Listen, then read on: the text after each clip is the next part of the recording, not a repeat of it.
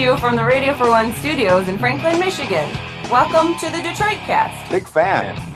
A show not just free of charge, but free of FCC regulations. Thank you for your support of the Detroit Cast. Oh, there it is. And without further delay, it's showtime. Please welcome the Detroit Cast. Here are your hosts, Mike and Jay.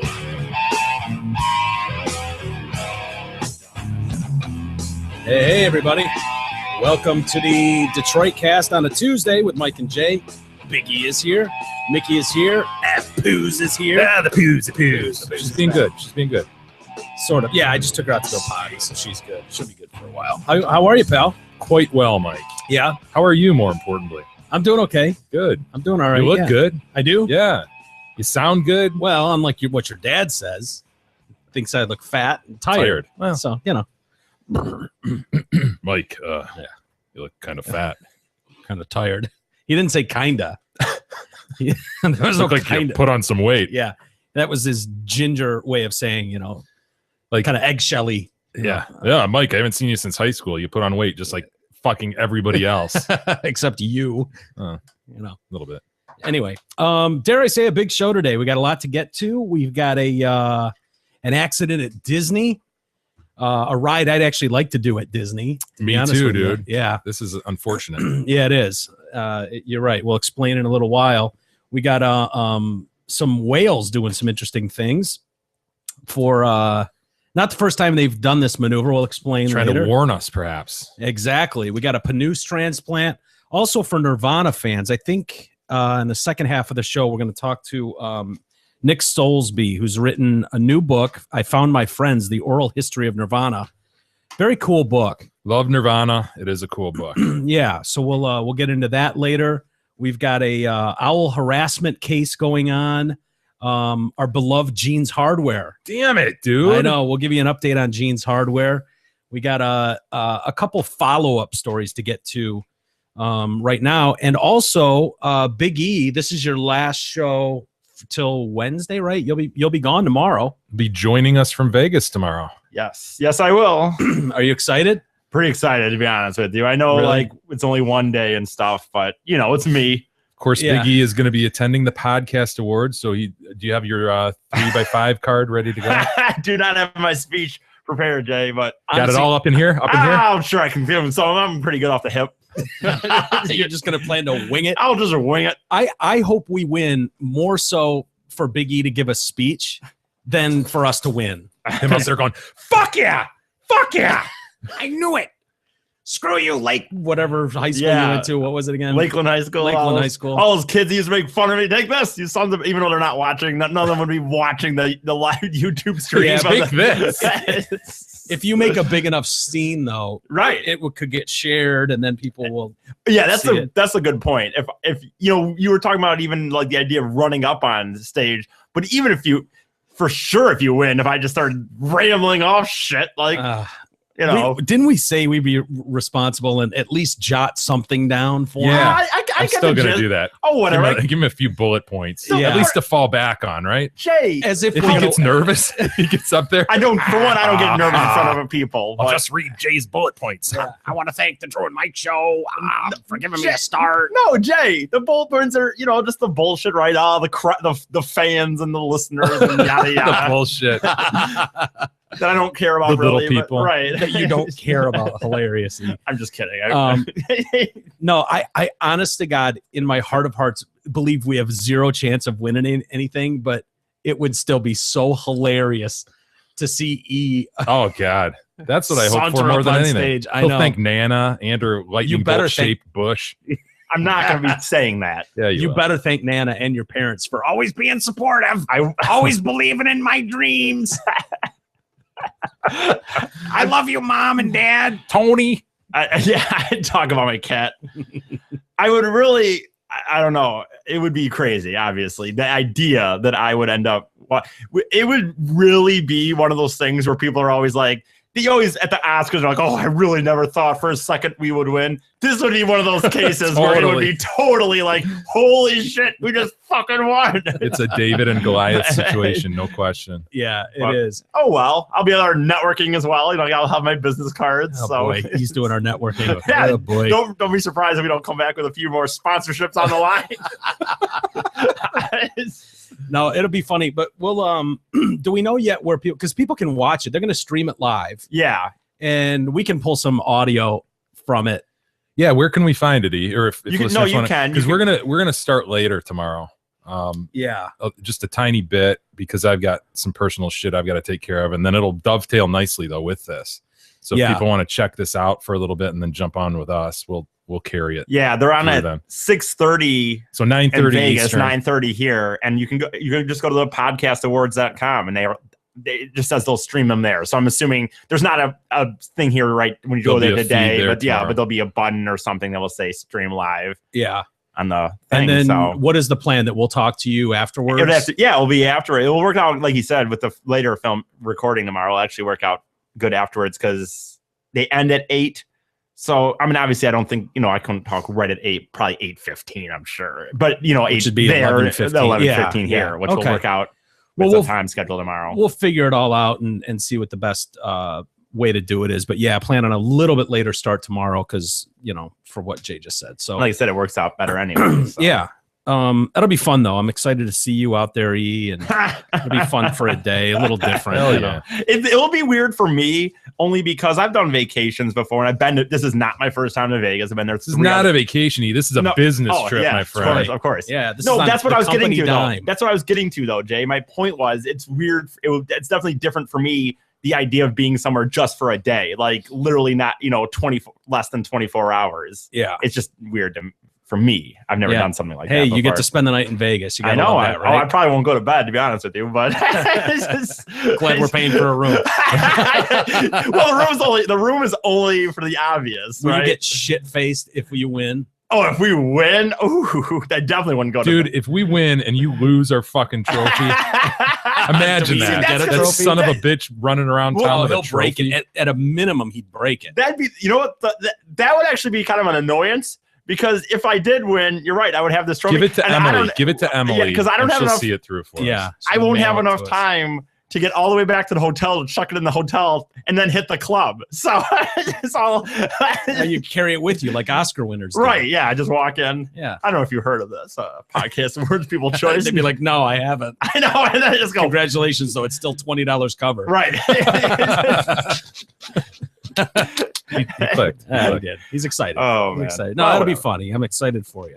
Now, some. Dare I say we have a big show? Yeah, I already said the Okay. dare. I said Just wanna a make big sure. show. Yeah, we got that in. We got that in, crossing off the checklist. Yep. Our first story though is about that. Remember the cop, the white guy, the 73-year-old. Oh, I sure do. Yeah, more The is coming taser out. mistake. The taser mistake. Yeah, the taser gone awry where he shot the guy. And we knew yesterday he was kind of one of these volunteer deputies Yeah. on the scene, probably following a scanner, knew there was a chase in progress, arrived No. on the scene. No, he Was was. he a ride along? He called in the morning and was like, "Yeah, what's going on today? What are we doing?" And they're like, "Well, we got this gun swap or gun deal going down. If you want to be a part of it." So they sent him there. Turns out this guy's a millionaire, a multi-millionaire business owner. Get the shit suit out of him, man. He Well, won't be for long. maybe. Bob Bates is his name, the 73-year-old. Remember they were saying, "Oh yeah, he was a longtime cop and blah blah blah," and now he's kind of retired. Well, that's not really true. He was a cop for like, I don't know, a week. Oh, in really? the 70s or something. Oh, Jesus Christ. Yeah, it was not good. A dude. week. Yeah, Well- like a year. I think from like 64 to 65 or Oh something. my It was, God. yeah, it was They made bad. it sound like he was like 30 years on the force or Yeah, something. recently retired and now he. Yeah. What But is he doing nobody cares to get the story right. It's like be the first to get the story out there. That's all that matters now in Well, what has he been broadcasting and doing? media, so if he only was a cop for like say a year. well, This is kind of his dream. It's like going to fantasy camp with dude, the Tigers. totally. I was thinking the same thing. Turns out this guy's a humongous donor. He's donated like cars to the police force, tons of money. He's this multimillionaire that wants to be a part of the team Oh. and has You gone know- through a fraction of the training. You know what it sounds like, It's dude? Oh, dude. it sounds like a little bit like that movie with that Steve Carell just did that what was it, that wrestling movie where like Foxcatcher. Foxcatcher. Yeah. That's what it kind of just the idea that he just just gave enough money. John DuPont. Yeah, he's the coach or whatever. It's like Elvis and his FBI badge, right? What? Yeah, dude. I didn't know about that. Yeah, he had oh, dude, he had tons of How could badges. He was deputized. Man, he would ask everybody for a badge. Man, you got a badge? But wait a minute, And they'd give him a badge. I Yeah, know, didn't Nixon present him with some sort of? Yeah, at the White House. he didn't do a very good job at the catching the drug dealers then in his line of service. Let those slip away, did he? Well, I guess someone's ever giving it to him anyway. Well, Bob Bates is this millionaire insurance executive. He's been accused by the family of being a pay-to-play cop. And this is just like fantasy camp or rock and roll fantasy camp where you pay enough money and they'll kind of let you do anything. And Damn. yeah, they gave him a revolver.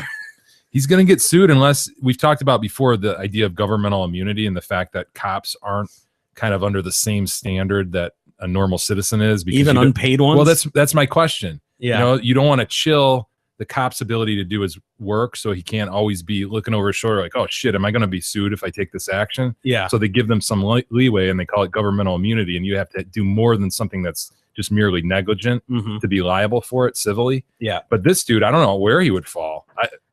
My assumption is he either. doesn't get any immunity. Yeah, I don't know if gonna he's be not sued paid. up and down. This victim's family has to be going, yeah, fuck yeah, Hell yes, we that's hit fine. the lotto. Hey, good news, right? Great Good- news out of Where wherever we are. They're claiming he was allowed to go on police operations after he donated equipment, including cars and guns, to the Tulsa County Sheriff's Department in Oklahoma. He became involved in that chase with the drug dealer and weapons supplier Eric Harris back on April 2nd. They're saying he was already subdued and on the ground when, and there's some discrepancy as to whether who's yelling taser, taser, like if that was him announcing, Yeah, I'm coming, I'm tasering, or someone's going, Jay, taser, taser, Yeah. and then you pull out the revolver and shoot him. Oh shit, I shot him. I'm sorry, my bad. That's on me. I'm gonna own that one. Harris's family has said through a lawyer, we do not believe that it is reasonable for a man who claims to have all the necessary training to make a mistake and mistake a pistol for a taser. We do not believe it is reasonable or responsible for the sheriff's office to accept gifts from a wealthy citizen who wants to be a pay-to-play cop guy. The sheriff's this is department, honestly great news out of Tulsa. So for this family, oh my, what good fortune. yeah, you're right. how much money was this guy going to make the rest of his life? You know, $50. right? Dude. Not going to be what they're about to get from this millionaire. Yeah, it'll be interesting, man. They've got him up on second-degree manslaughter charges too. Wow. Yep, they announced that today. They said the sheriff's department has around 100 volunteer reservists, some of whom own and use their own guns. Oh, that's I just wouldn't think that you could like be that's a legal the one authority, job right? where you wouldn't think that some guy could just be like, "Yep, I brought my gun to work today and I'm ready to go." It sort of has its roots probably in the Wild West, right? Where people were just deputized and, hey, I want to help out. I'm on the good guy's side. Which is kind of what they're saying about him. Yeah. That was his Crazy, attitude. man. I'm here to help. What can I do? But people are going, usually those guys, you have them kind of watch a building by the mall. That's what you I have them said run yesterday. security. You have You guys them kinda poo-pooed that. doing traffic scenarios. You don't have them go to the gun sting. You guys kind of poo-pooed We that did not yesterday. poo-poo it. I think you you did. You pointed out rental cops don't carry around weapons at the mall, but Well, you're, no, you're but now trying. I suggested that. Said, why didn't they have this guy kind of just doing the? Okay, maybe you did. I don't recall poo-pooing that. I don't either. But I I feel don't like think you did. this is now coming out today. This wasn't known yesterday, so it would have been irresponsible for us to side I know, with but you on that at the Speculate time. with But what I said is, why don't they have him state just? facts here? I know, but why don't they have him at places where you wouldn't even need a gun? Just like the. hindsight is 2020. Well, okay. I mean, Monday morning quarterback in here. Of course that'd be the decision. Well, Mike, it's just funny. It's just funny when he's reading up. People are saying, "Oh, people are starting to suggest this." I suggested it yesterday, and you guys just going on without any facts. Yeah, Wow, you had no facts to where are support it. these You guys basically fact? guessed. Yeah. It's just whatever. Wow, you got What do they say about blind squirrels, Jay? Yeah, sometimes they find a nut. Well, I just right. wanted to point out that I said that yesterday. Found a nut. Yep. There you go. Hey, I'm There's our worried blind about you, squirrel. Webster, Why? going on this ride along. You're going to go on the ride along dude. with When is this coming up? Mike, I believe. First off, I'm Officer not Mike? bringing my own revolver. I will leave that at home. I'm assuming that the department would issue me one just in case anything comes up that I need to handle. And, I'll Is this go really- through extensive talks with management on my crew and we'll find out, how involved they want me to be and whatever level they expect me to be at. That's what I'll do. Okay. Is this really going to happen? But I'm not going to bring my own weapon to the party. I'll wait till they issue me a revolver and uniform. Yeah. It will happen to the extent that Mike makes it happen. I mean, I'm not going to set this up for him. I'm not a secretary. Yeah, boy. So it's not happening? You're not my secretary. E, are you my secretary? Will you make this happen? Yeah, whatever. I will. Might as well ask the Poos to do it. Mr. Bates, I know, I'm kidding. You're a very good secretary. I'm sorry. I didn't mean that was uncalled for. That one's on me. I'm going to own that one. Okay. My bad. I'm sorry. Mr. Bates isn't the only millionaire we've got. You have to remember, this is Oklahoma. It's their way of giving back. Nobody would criticize if he gave to the Red Cross. Wait a minute. Did he just say, real quick, did he just say he's not the only millionaire here? This is Oklahoma. I'm not saying that there's not millionaires in Oklahoma, but I don't think of Oklahoma as like a... Well, they're talking about donors. Oh. He's not our only millionaire donor. Don't think okay, he's gotcha. But my thought is, if he was donating to the Red Cross and then wanting to play doctor... there'd be a problem. Might have an objection. You wouldn't just let him jump into a Walks in surgical with some scene. speculums. Yeah. No, Bob. Bob, I know you gave a lot, but yeah, you can gotta draw donate the line. blood. Yeah. You can be first in line to donate blood, but you are not performing surgeries. So and this is where it gets interesting. Tulsa Sheriff Stanley Glanz, who's 72. Notice the age there. Yep, Mr. Glanz. You notice Bob is 73. 73, sure. A peer. Said they've been friends for over 50 years. Yeah. Mr. Bates had been his insurance agent. Oh, Jesus. Boy. Come on. Yeah, Bob and I both love to fish. Is it wrong to have a friend? This was his quote. Bob and I love to fish. Is it wrong to have a friend? What is that? What are you suggesting? And then he says, he made an error. Someone is dead. My buddy of 50 years, he made an error. How many errors are made in the operating room every week, Jay? Yeah, but those are for surgeons by are licensed, professionally right? Licensed licensed. surgeons who are on the line for that. Well, yeah, if you want to dive into the details of it all, but he's kind of like blowing it off. Oh, you know who's pissed right now is Bob's wife. You know, Yeah. Bob's wife told him not to do it. Oh, you know? God, yeah. Why you got to go out there? Bob, would you stop this? This is foolish. Plus, she's sitting on all that money that's about to be gone. Totally. Yeah. Totally. Yeah. Her little nest egg is gone. Bye-bye.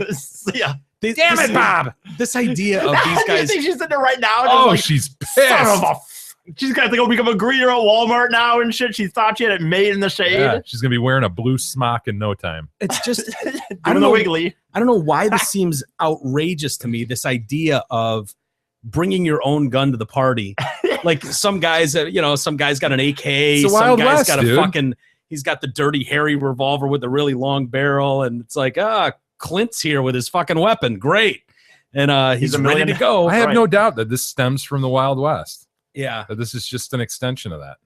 it just It's seems different like out there, man. $1 million donor. it just seems like there are certain professions that should just be handled by those professionals, like policemen or doctors. What about our constitutional right to have a militia, Mike? Well, It's the same sort of idea. yeah, but he's going out in full dress uniform, and if you didn't know any better, you would think he was a legitimate cop, and they've kind of branded him a legitimate cop until he shoots someone on accident from 2 feet away and kills him. And then God, now you have problems, and it just seems like, boy, who couldn't have seen that coming? Boy, what a boner. Yeah, it is quite a boner, isn't it? Quite a predicament.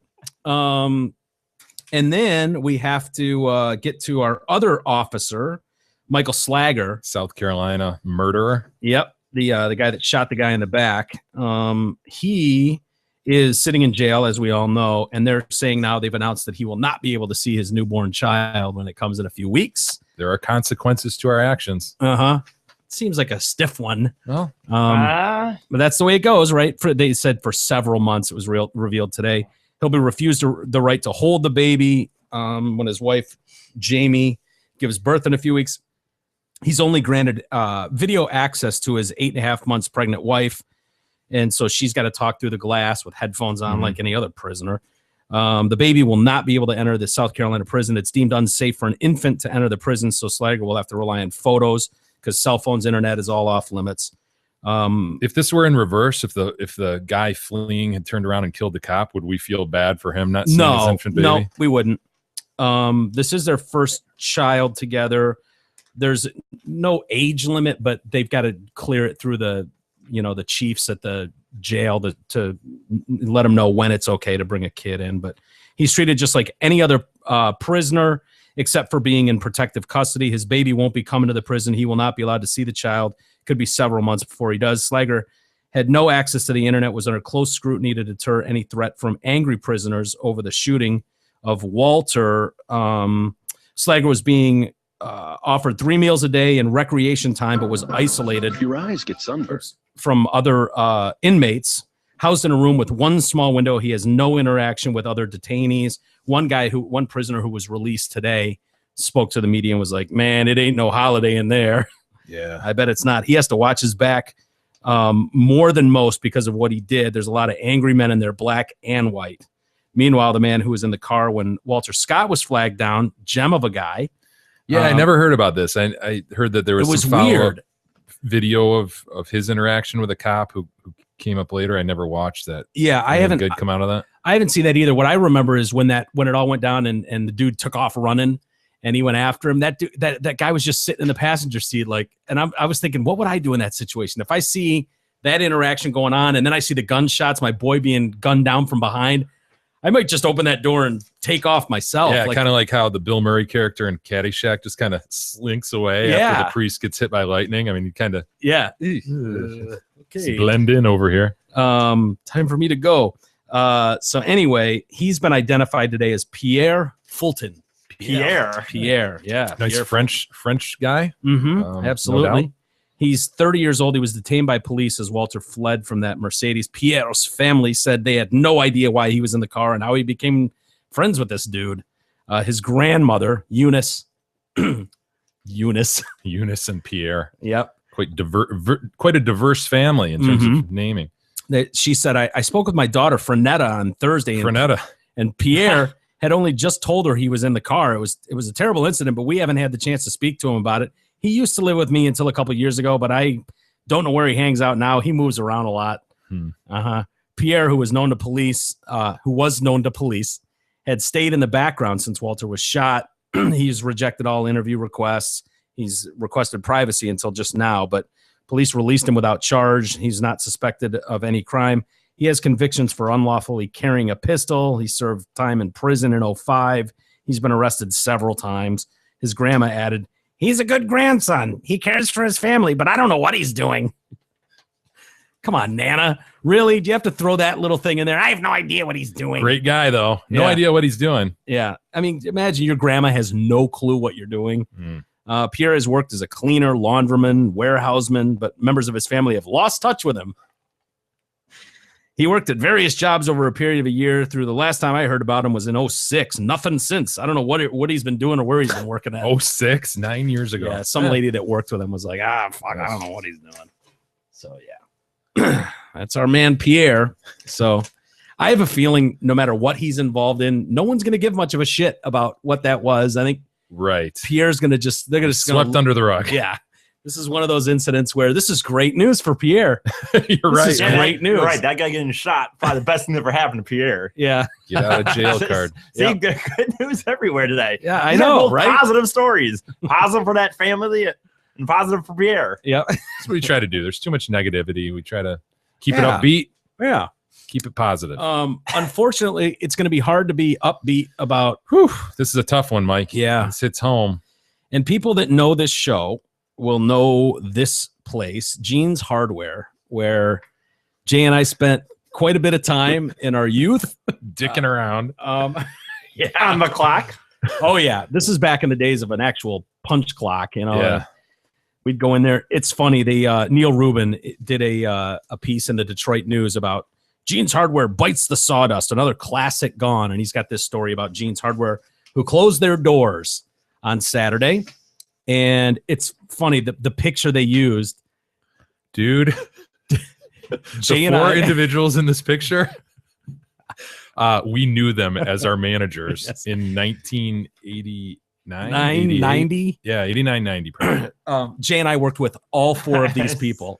So 25, 26 years ago, those were the four people that, I would venture to say, and correct me if I'm wrong here, I'm gonna go out on a limb and venture to say that all 4 of these individuals in this picture were there for the Fag and Jeans Hardware incident. Yeah. When Glenn, the guy in the red, grabbed my ass. Yep. That's him. Yep. That's the guy that grabbed Jay's ass in Yep, the the guy red in the shirt red back there. with the stash, the mustachioed gentleman. Yep. And was it you that ran around screaming Fag and Jeans Hardware? Yeah. Fag and Jeans Hardware, Fag and Jeans Hardware, Fag and Jeans Hardware.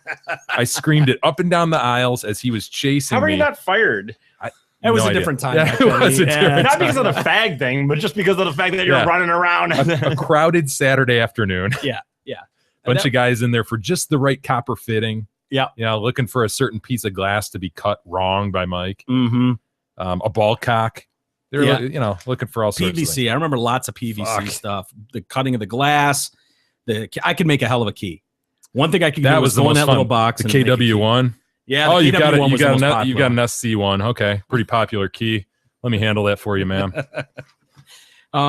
Patty is here. There's Hank is Patty. here. Patty and Hank, married for a long time. So they got a nice story here on them. It's so funny reading the quotes from Patty. I don't know if you read any of them, but it was like, oh my God, that's so Patty. She says, thanks for being, this customer's in there. He says, thanks for being nice. He was leaving with 2 brass doorknobs and a rack and pinion door closer. And in case it was his final visit, Patty gave him one last message. I'm going to miss your rotten stories. Yeah, she's sort of a curmudgeon, but kind of in a nice way. It's her dad was Al Jean Sr. No, her brother, wasn't it? Her dad, Al Jean Sr. Oh, okay, and then Junior was. The third was the Simpsons kid. Gotcha. Yeah. He founded Jeans Hardware in 1963. Yeoman's Patty has worked there pretty much since the first lid popped off a paint can. She and her husband, Hank, own the store now. God, I loved Hank, too. Mm-hmm. A good dude. So they're the ones who locked the door and killed the lights when it closed for good on Saturday, another casualty of the economic scale. The good news, she's been meeting with potential buyers. There might still be screwdrivers for sale across from Harrison High School.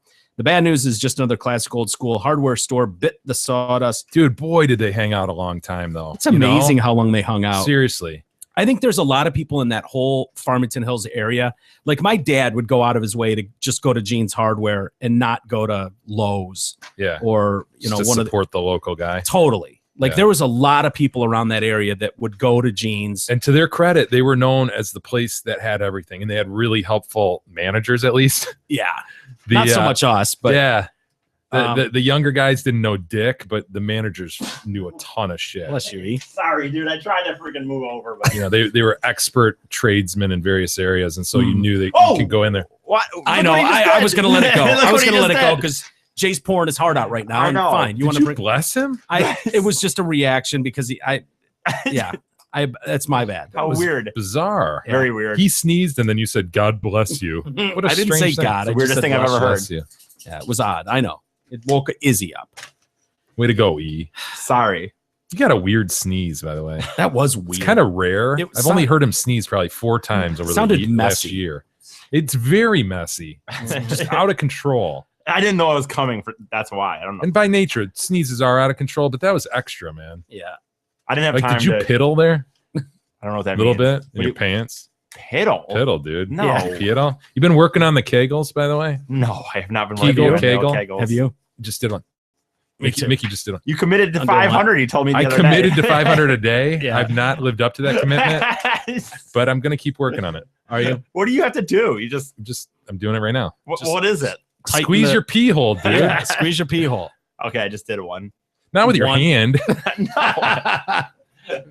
No, I'm. By the Sorry, way, you did can- you know that Al Sr. actually started out with a gas station and feed store where Ruby Tuesday is? You know where Ruby Tuesday Yeah, is sure. at 12 and Orchard? Yep. That's where it started. The road was a 2-lane and only marginally paved in 1952. Jesus, wow. 12 and Eventually- Orchard, one of the busiest intersections in the region. Yeah, Wow. in the state. It's a huge intersection. Eventually, the township became Farmington Hills and the farms became subdivisions. Jeans Hardware expanded out, back, and up, adding a second floor and became a local institution. Jeff Petrikis, Jeff. we knew Jeff. Oh, yeah. Worked at Jeans 45 years ago. He started there. He's been there 45 years. Yeah, he started as a when he kid. was man. 13 years old. Yep. Wow. At one point, Yeoman said she had 25 people on the payroll, a lot of them young part-timers. Yeah. Yeah. A lot of them were. Yep. wearing blue vests and X-Acto knives and cigarettes in their pocket, right? Now, this is where this story takes a turn. And I don't know. I felt a little slighted. I got to be honest with you, because they go on to list like people that have done shit. Oh, gone on to really? success. You're not named in there, huh? One of those kids wound up joining the Peace Corps, Jay, where she's using her genes acquired skills to hang drywall and lay electrical cable. Another, Al Jean III, worked at the store sporadically, but had different aspirations. He went to Harvard and then Hollywood and became the executive producer of The Simpsons. Ooh. And then it just kind of wraps up there if they don't mention a couple podcasting legends that heroes, also podcast heroes. Yeah. I prefer. Weird. I don't know if Neil purposely left that out of the story, because Patty would have known that. Hank would have certainly known that. Seems odd. Glenn. You know, Ralph would have known that. Where's Ralph? Is Ralph still with us? He's probably burrowed in his little rat hole nest that he used to sleep in. God, that place was out awesome. Of the wall. It was the best. The bathroom was so gross. Oh yeah. Did they ever ask us to clean it? Oh yeah, that was. You'd be threatened that you fuck off. You Who know, did clean it? Did anybody actually clean it? No. Isn't that funny? You could literally tell your boss, "Fuck you! I'm not cleaning the bathroom. Get out of here. You clean it." And just walk away. Yeah, Yes. totally. Awesome. Light up a cigarette and just walk away. Walk around in the store with a lit cigarette. Yeah, It was put it great. out on the ground. Yeah, just throw it on the incredible. ground. Oh yeah. These were the good old days, Mike. Yep. Rock fights in the garage in the back. Oh, it was awesome. I want to go work there now. I do. Oh, it was awesome. Yeah, my late. friend, it's gone. So yeah, anyway, maybe we can call Henry, Hank's son, Right. who we worked with. And he was a little kid when we all worked Not a there. little kid. He was younger. He kind of used that place as his laboratory, man. He went in there and I remember him just taking shit off the shelves and building stuff in the back. Him and Marty. Yes. Marty Jean, Al's son, they were probably, when we were seniors in high school, They're would they have probably been freshmen? Yeah, they're probably like Maybe 14, 15-ish, Yeah. that range. But they would, they were cousins. So they would build swords out of wood. Yeah. And then they get in sword fights and run through the store. I mean, just little kids. But yeah, an institution goes down, but it's so funny to see all those people like, oh my God, we worked with every one of those people. It's remarkable. All those years. Yeah, it's crazy. Now, I don't know how you feel about owl harassment, Jay. Well, I know that owls can be a bitch. We've done a few stories on this and Yeah. harassing owls. Well, owls harassing joggers and shit like that Mhm. with Which I don't have a problem with. I gotta be honest with 6-inch you. talons. These things are nuts. Vicious. Cool Yeah. animals. Well, we got a guy here in Salt Lake City. He was going to court and worked out a plea deal. His name is Del Shanes. Called him Super Del. Super douche is more like it. He's known in Utah for his shrill, hyperactive TV commercials for his totally awesome computers retail chain that has since closed. They went bankrupt. Once again, he turned a court hearing into a spectacle. It started when he arrived about 5 minutes late, entered the court wearing dark sunglasses, tight-fitting black turtleneck, tennis shoes, and a fanny pack. Oh, Jesus. What a look. Yeah. There he is. By the way, there's a little picture of him. Awesome. Yeah. Super douche. District Judge D. Benson began reading through the plea deal. He answered yes, sir, to the first few questions, but then balked after Benson asked if it was true that he knowingly harassed this owl back in 2011. No, sir. No, sir, I did not. I'm going to go out on a limb here. What part isn't true? Pretty much all of it, but I'm willing to plead to it if we can just finish this today. The judge explained to Shanes that he couldn't accept a plea deal without an admission to the facts. And this guy's attorney, Kent Hart, spoke with him several times. The judge at one point brings both attorneys to the bench, trying to we get this guy, this is how a plea deal works, asswipe. This guy never budged, though, refusing to accept the facts.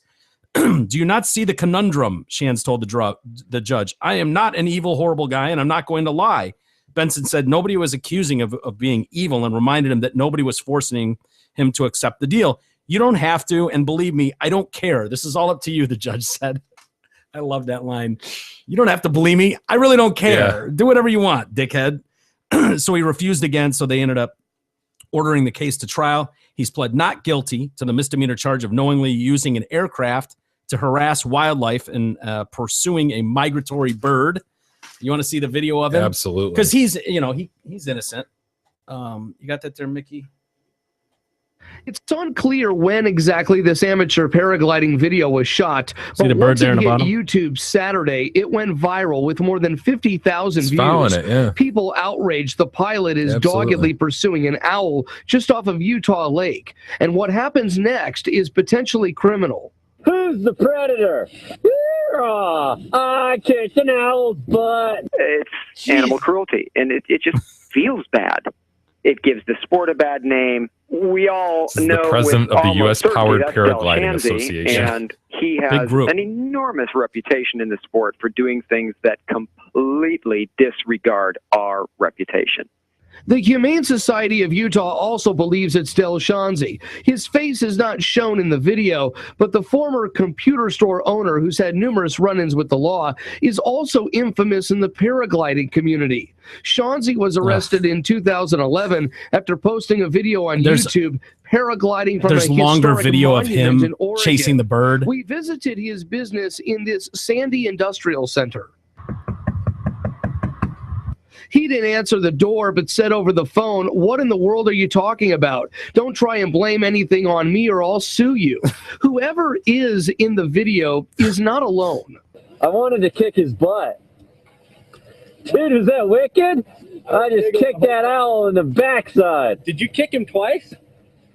There, now do you Dude, kick the why hawk's did that even- butt? Where the heck did he go? Since this surfaced on YouTube, Utah's Hilarious. Division of Wildlife Resources has received numerous calls. The law enforcement guys who looked at the video says that, it does appear like some wildlife laws have been violated, and it's been Wouldn't you turned just over to take the plea appropriate deal at that? agency Like, to- dude, dead to rights, man. Yeah, it's kind of stupid. I'll take the plea deal. Why would that even be fun? I don't get. I You're gonna agree, kick an dude. animal like I mean, that? it'd be kind of neat to maybe chase one and wow, look at me, I'm zooming behind an owl. Yeah, it would be But kinda why would cool. you ever friggin' kick it? I kicked it in the butt. Yeah. Show that owl who's boss. What an asshole. Allegedly. Yeah.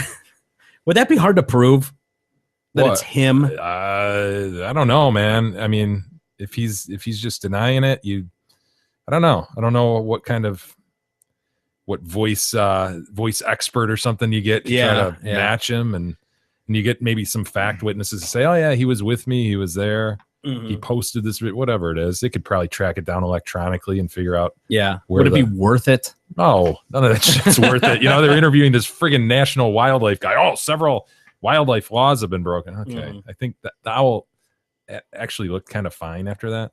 Yeah, absolutely. I mean, not that it's cool to kick an owl, but I wouldn't kick an owl. I'd be worried I'd piss off the owl. yeah, it's like And- I said, they've got like 6-inch talons, man. Yeah, he could really do some damage to you. Now we got a guy who's living with 2 chicks. And I don't know how you feel about this. I kind of dig this story. I gotta be honest with you. Well, yes and no. I don't know if I'd really be down with it or not, to be honest with you. Why? No, I guess I would be. Well, his name is Adam Lyons. He lives with 2 girlfriends, Brooke Shed, who's 26, and this chick, Jane, who's 25. Adam and Brooke have just given birth to a baby boy. That's why she's a little tubby on the right. Is that why? Yeah. Well, she just had a kid. They're calling him a throuple, like instead of a couple, a thruple. There's one girl that's way more attractive than the other one. The one on the left? Yes. Yeah, significantly. And I don't Yeah. care if she had a baby just recently or not. You can tell. They hope to raise their child together in Los Angeles, the trio who share a super king size bed and take it in turns to have romantic date nights together, insist they can provide a loving family for their newborn. Adam says, we're just like any other family, Jay, except there'll be 1 dad and 2 moms who live under the same roof. There'll be nothing but love for our children. This guy was growing up in the UK. He didn't have much success with women. In high school, I was voted least likely to ever get a girlfriend. Ooh, same as me. Were you? Yes. So he's on a mission to show them. Yeah, I believe that no girl would ever want me, so I withdrew into myself. I became a nerd who stayed home all day, but at the age of 25, he's working as a janitor, and he decided to learn how to pick up chicks. So I started reading about pickup artists and how you can use psychology to make yourself more attractive. I would practice trying to get girls' phone numbers when they walked by me. In no time, I was sleeping with amazing women I could only have dreamed about back in high school. And it became so knowledgeable at seducing girls that he started a career as a dating coach. After being a nerdy loner all my life, I was suddenly leading this Hugh Hefner-like lifestyle. but then dating all these chicks got stressful. At one point, he was dating 14 girls at the same time. Nice. And so he just wants to settle down, Jay. He just wants to settle down. You know, God, if that story is, I'm gonna have to take him at his word that he was dating these chicks that he's talking about or getting laid anyway by all these chicks. I mean, the two he ended up with, the one's okay, but the one certainly is. God, he pared it down from 14. You know, you're asking him to go to 1. But I'm saying, why wasn't there? You're not happy with the 2 that he ended up with? Not one of them for sure. All those girls, he's talking about living a Hugh Hefner lifestyle, and that's one of the girls he ends up with. Look at that picture, though. Let me see. And there's a ton more pictures. Okay, yeah, she's a little better the one on the left is definitely good looking. I mean, yeah, there you go. He can scroll through some of these pictures. Yeah, she's better for sure post or pre-baby. She's probably a great girl. I mean, let's stop he just doesn't looking care about superficially. that. And look at that one on the left. Yeah. Fuck. So anyway, they're into it. In 07, he meets this chick, Alexandra, and ends up marrying her. They start banging chicks on the side and all that kind of stuff. And then they kind of grow apart, and she hooks him up with there they are. There's the 2 chicks. Okay, that's all that better looking, I guess. So he meets Brooke. Things get complicated, but he starts spending all this time with Brooke. The 2 began sleeping with each other regularly. Adam ended relations with this chick he'd been married to. He also realized that he wanted to end his marriage. So he ends his marriage and all the other girls he's banging. He starts exclusively dating this Brooke girl, and they have a great time. And now they're like, wow, maybe we should introduce another chick into the mix. And so they go on a hunt. They find this girl and bring her into the mix. Now they're talking about adding a 4th chick into the mix. Dude, I predict this doesn't work out. Right. It always works for a little bit. And eventually someone gets jealous, you know. You're relying on too many personalities. Somebody's. Right. And I would worry, like, Endgame. Jay brings up Endgame a lot. Like, it's fine and good when you're dealing with 25 and 26-year-old girls. But when these girls are 55 and 56, like, where do you think this goes? Now you're just this guy's stuck. still on the prowl for a 25, 26-year-old. Yeah. And now you've got a bunch of kids in the mix. Ugh. They both love Adam. They don't want to stop seeing other women. So what do, Jay? Can anybody? Fuck. I really pushed for us to have an open relationship. So Adam and I decided to work as a team and pick up girls to have sex together with. This sounds like a dream scenario for you, E. You know what's funny, dude? It's just like I said, with that the whole idea of the swinging or the multiple. Although it got canceled in the end. There was this show on A&E recently called Neighbors with Benefits, and it was just about this neighborhood. I don't remember where it was, but it was about this idea of a swinging neighborhood that kind of went. But all the drama ended up being built around the fact that, like, oh yeah, you know, he can do, you know, do the things with this girl as long as I'm partially involved. But then eventually, of course, you know, feelings build up or one person gets jealous. It never in the complications. end. Yeah. Mm-hmm. That's the way those always go. By the way, I'm kind of bummed that got canceled. That was a good show. Their attitude is, it's like, imagine you meet your soulmate and then multiply it by 2. So they've got their soulmate. No, a soulmate means 1, right? I know, it's twice the love though for them, E. And on their 3rd date, these 3 had sex together. They fell in love immediately, of course, because sex is love. Their kids, one of them brought a kid into the marriage or into this relationship, Oliver, and Oliver hit it off with these people right away. It's probably healthy, right? Now the threesome insists that their relationship is like any other normal couple. We'll sit down at the table, eat together before I head off to work. Brooke says, I'm more of a family person than a work person, so I'm happy to stay at home taking care of the brats. In the evenings, does it say brats in there? Well, yeah. I'm paraphrasing you. Oh, okay. When everyone is returned from work, Jane and I will play video games. This is perfect. Sit down and play some video games together. Well, then they make dinner. We try to wind things down in our house by 8 p.m. Then we'll head off to bed together. Sounds very normal.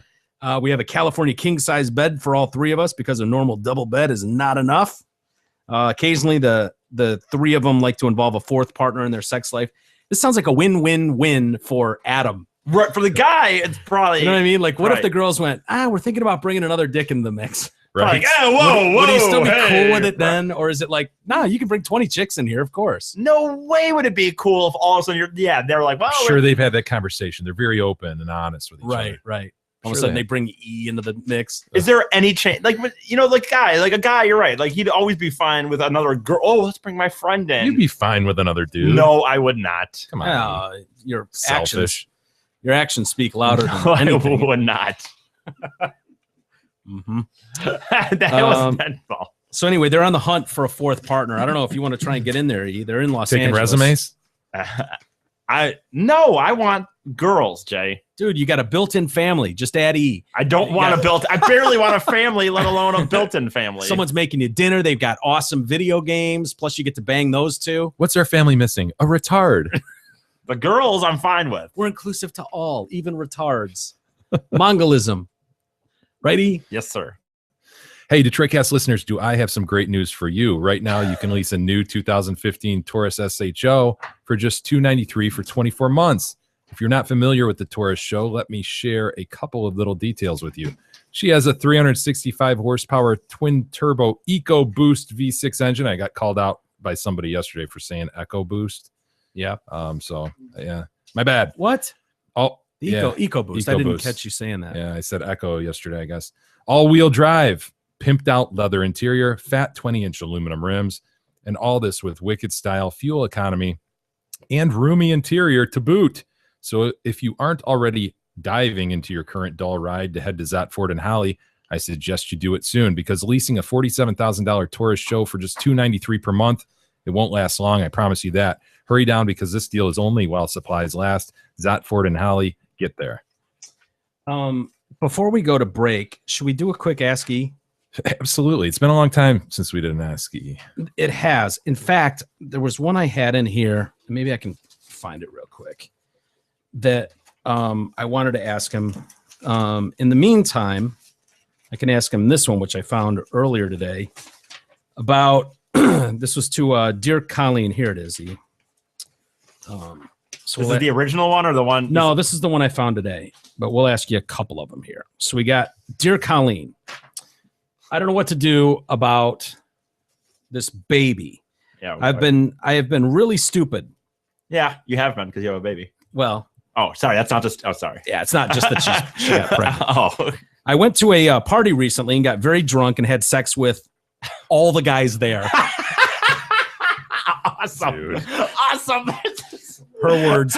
All the guys all there. the guys there. This Dude. doesn't tell you what the differences between sex between men and women and what it means. Right. Imagine a guy going to a party and having sex with all the chicks there. Like, you couldn't do that, but guys would line up down the street. Right. Like, oh, when's it my turn? God damn it. How long is Jay going to be in? How long is the King's Noose going to be in her? Right. Hurry it Yeah, up, Jay. it Let's just go. shows There's a you- line around the building. Yeah. What if there's like 10 guys at this party saying they're just like, she's just like starts drilling like, oh, well, hey, I'll get in on this.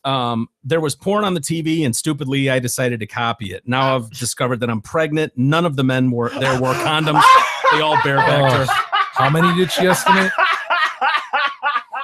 I don't know what to do about the baby, but I don't think it's sensible to continue with the pregnancy. I obviously have no idea who the father is. He could be any one of 25. Oh, dude. I feel very ashamed. In her defense, she feels very ashamed. E. Oh my God. What a Jesus. Gross. That, you know what, even for, I'll be honest, even for me, that's a little rough. If I was at a party like that and I see every guy going in there with no condom on, You'd do it. I'd use a condom. What if she said absolutely no condoms, bareback I'm or not nothing? doing it.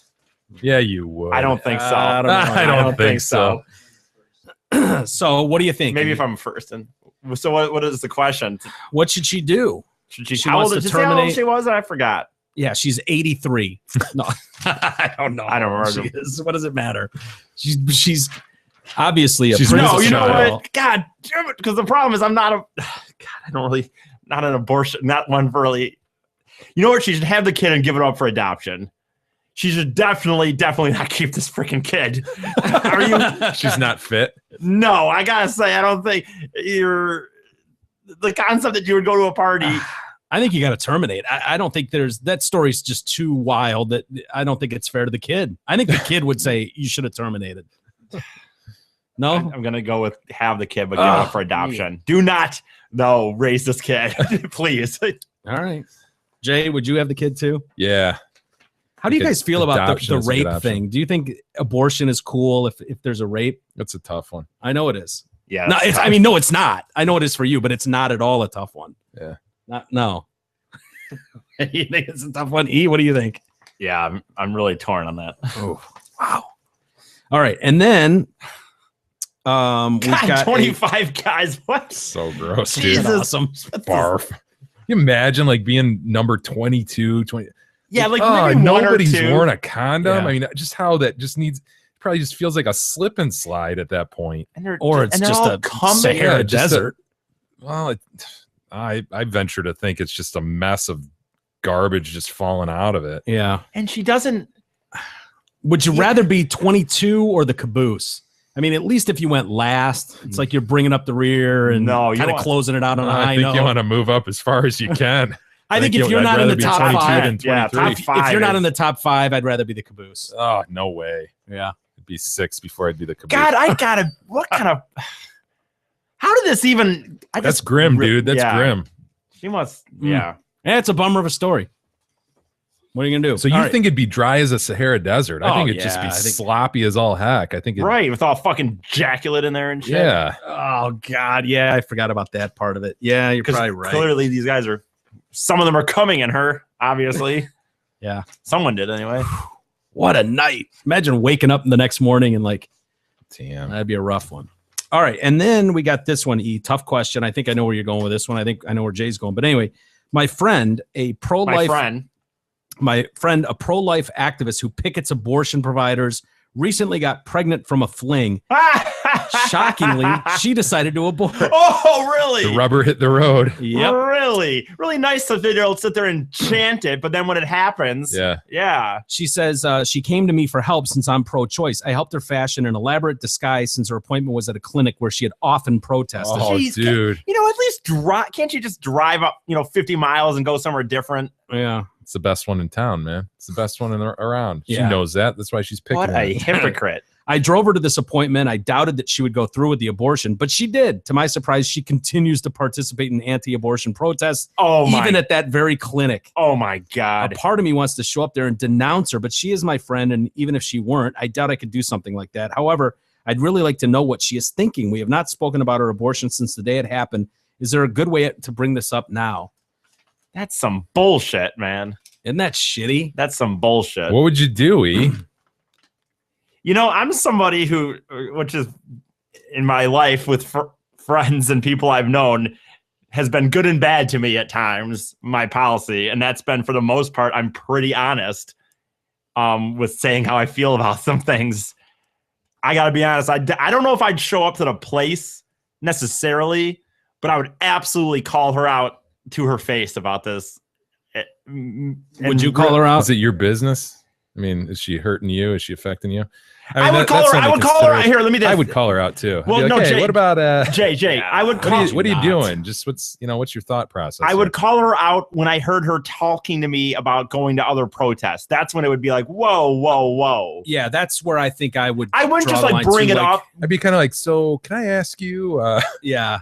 How's this going on in your thought process when you? Well, you would wonder how she would possibly be able to go and compartmentalize continue. this shit. Yeah, that's sociopathic. Yeah, probably in complete denial and really like. Yeah, I wonder if that's one of those- compartmentalized it. But to project that onto other people, knowing what you went through, and when the rubber hits the road, as you said, that decision, which was really difficult, is difficult for anybody in that position.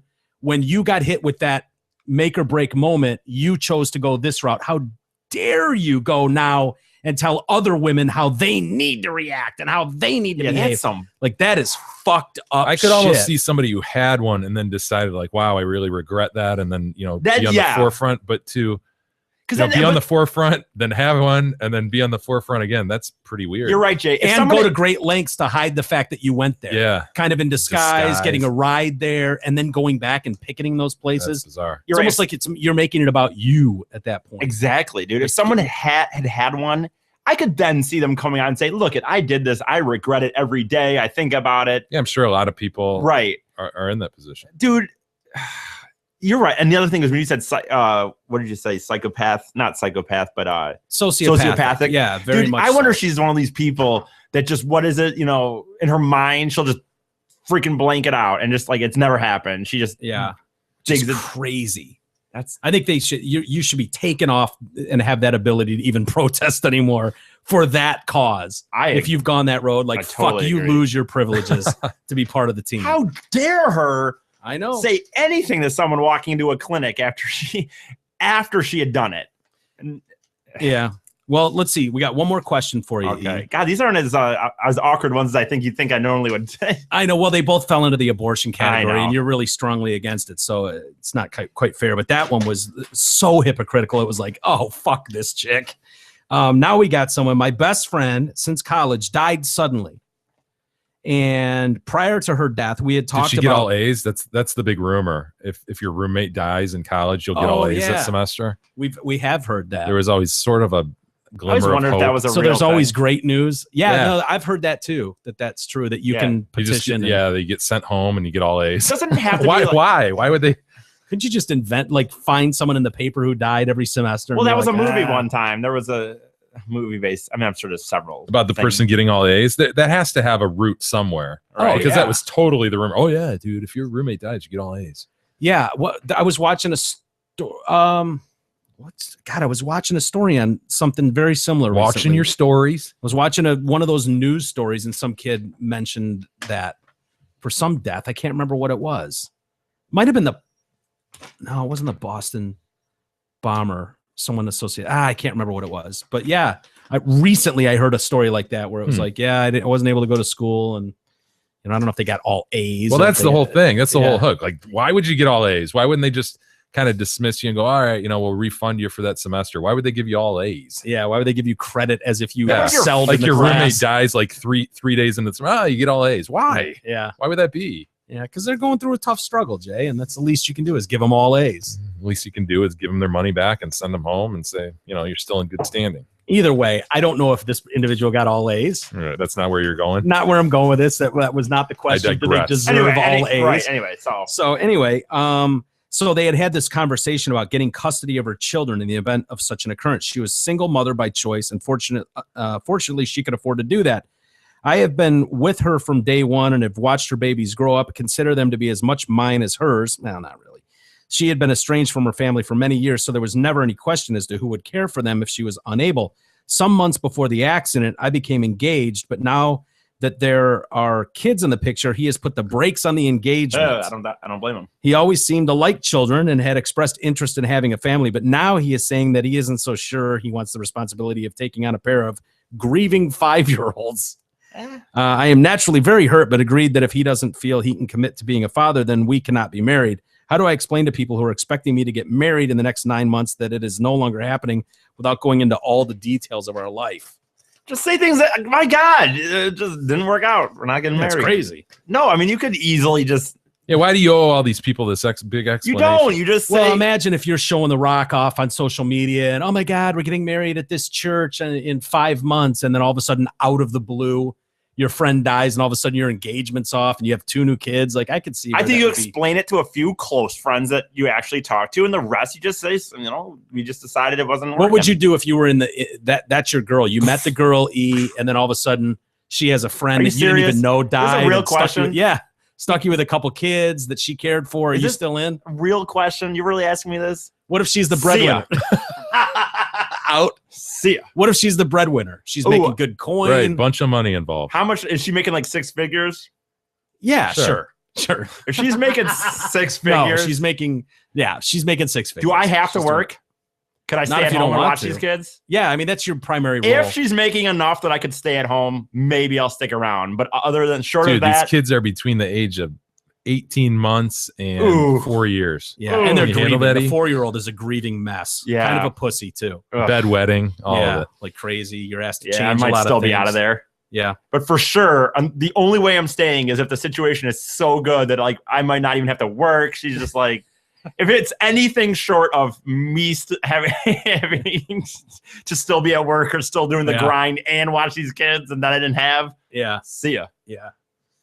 Or I'd just All right. or I could just marry her and be a shitty dad. I guess I don't know. I don't owe anything to those kids. No. Would you care for him deep I'd just down? be no. Just keep them alive I during the would do day just until their enough. mom gets I home. would do just enough that I didn't have to really like. I wouldn't want them to be out friggin' doing stuff that would affect me. But as long as they just Yeah, I do the Yeah. minimal. E would fall in love with him. I don't know, dude. I was just thinking that, like, would E? No, he wouldn't. I don't think They're not cats. even if E had his own kid, I don't know that Yeah. bond would exist. Yeah, every now and then, like the zoo, the mama panda will like eat the babies. Oh, damn it! It's the first panda born in captivity, and for some reason they didn't bond. Yeah, That would be E. with that He'd his be kids. eating, his Do you- infant baby. Have you ever worried about that, E? Like, man, I don't know if this would. Do you think you'd Do you think bond you'd with eat your a kid? baby? I do not think I would eat a baby. Am I worried that if I ever had a kid, if I would actually have an emotional connection? Yeah. Yeah, absolutely. Yeah. I don't know mean, if I'll ever have a seeing kid, but if I ever were to get to a point where I actually marry, say 5 years from now, I find someone and we actually marry and she wants kids, I would be very worried that I would actually care about it. That you would care or you wouldn't care? Emotionally, that I would care. That is my long-term prediction for E, by the way. What? He's gonna find some chick, fall head over heels, and Or he's guy. gonna be he's gonna be so Girl. pussy or ass whipped either way. And he's oh my god, it's gonna be ugly. It's gonna be really ugly. He's not gonna do anything but hang out with this dude or, Yeah. or girl, whatever. Girl. And Yeah, we don't know. Fingers crossed. that's what's but- gonna happen. No, know you, what? don't If see it. You know what? If that did happen, I don't know. I don't think it. I have, dude. I've just gone so. She'd have to long. be like E. Oh, I yeah, know, It's, that's the it's gonna thing. be a special person. Yeah, Right. it would have to be someone who's like, I don't give a shit what you're doing today. Well, good, because I don't give a shit what you're doing today. Exactly. Like, And then they just kind of meet up, Well, here's the- talk, and then But go to bed. she's going to be a sexual dynamo, or he will, Yeah. whatever. Well, This he person, won't. this person is Oh, just yeah. going to be the Or put he out will, yes. artist, Yeah, and Well, he's here's going to the- just get it whenever he wants, and that's what's going to be the bond. yeah. here's the glue. problem, Mike. As usual, you said like I'm in a middle between you and between somebody else, another person. Like in the sense that like you've always kind of been single, but you've had girlfriends. I've been single my whole life and not had any serious relationship. So at 31, I have never had to worry about another person. See, that's even, why it's going like- to hit him. The first one that comes Yeah, along, it's gonna hit him he's gonna- hard. yeah, Well, I mean, I had that girlfriend when I lived in Holland, and that ended because in the end, I did more than she did in it. Because I was driving down, I was working 3 jobs and driving down from Holland to here once a week. Yeah. So, but I ended it with We got to find E a girl. nah, We have to. or a dude. Or a dude. Yeah, whichever. I mean, Whichever. he's on He doesn't Grindr. He's care. got that half covered. So, anyway. All right, let's take a quick break. And you want to talk to the guy from the Nirvana book? Let's do that. Should we do that? All right, we'll try and do that next.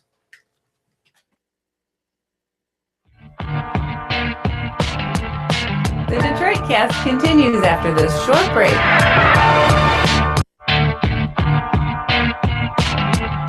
The Detroit Cast continues after this short break.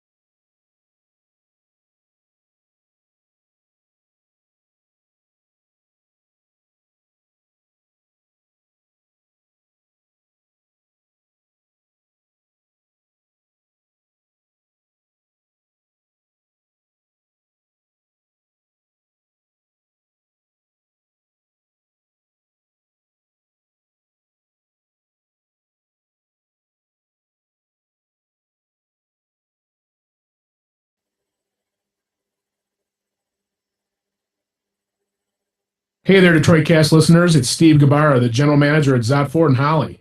It's April, and you know what that means. Spring cleaning. We have too many F-150s, and they gotta go.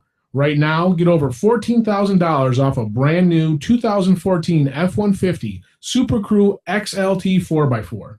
So, while supplies last, get an F-150 that stickers for almost $49,000 for just over $34,000.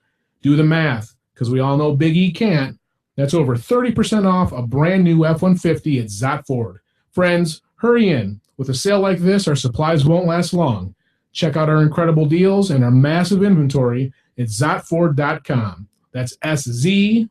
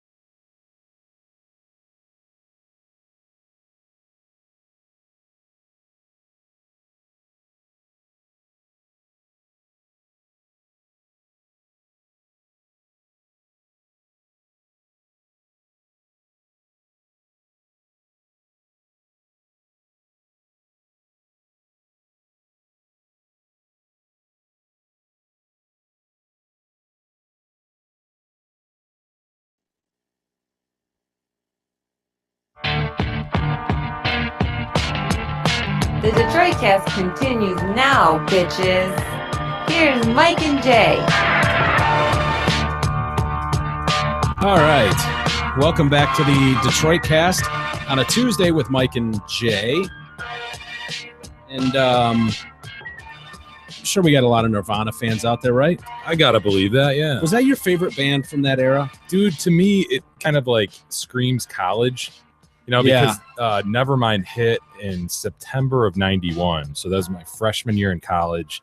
And when I hear some of those songs, it takes me back to just, you know, some crazy ass house parties. And, you know, it just remember fondly those days. So, yeah. No, it's but they were my favorite quote unquote grunge band for sure. Were they really? Yes. See, I know you're more of a Pearl Jam and what Alice in Chains. Alice in Chains, yeah. I mean, Pearl Jam just put out so much stuff over the years. I mean, they've really held on for a long time, and I think 10 was an amazing record. Soundgarden was lower down. I know if you were to poll people like their favorite band from that area, I think most people would probably say Soundgarden, believe it or not. They were probably my least favorite of all those bands, believe it or not. So, but Nirvana's right up there. I think, unfortunately, it probably does them good that Kurt died as early as he did because they're kind of frozen in time. Right. You know, and that he's in that 27 club, right? Is he? I think he is. Oh, shit. Yeah, I think he is. Anyways, new book by Nick Soulsby, and it's a good read. You and I both read it, and I found my friends, The Oral History of Nirvana, and Nick is in London. Why don't we go to London and dial up Nick here and see if we can't talk to him about this this new Nirvana book.